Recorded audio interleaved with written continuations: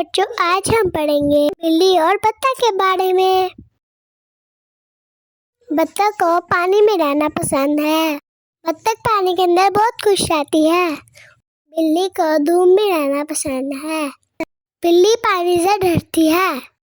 ایک دن بطخ بلی کے پاس آتی ہے اور اس سے دوستی کر لیتی ہے اور اس کو بتاتی ہے پانی بہت اچھا ہوتا ہے، میں پانی میں تیر کے خوش رہتی ہوں۔ جبکہ ایک بلی کو گھر میں رہنا پسند ہے۔ دوسری طرف بطخ بلی کو اپنے ساتھ پانی میں لے کے جاتی ہے اور اسے بتاتی ہے پانی سے نہیں ڈرنا چاہیے۔ بلی اس کی بات سن رہی ہے۔ پھر بلی کہتی ہے چلو میں پانی کو ہاتھ لگا کے دیکھتی ہوں۔ جب وہ پانی کو ہاتھ لگاتی ہے اس کا ڈر ختم ہو جاتا ہے۔ پھر وہ روز بطخ سے ملنے جاتی ہے۔ اب وہ اچھے دوست ہیں۔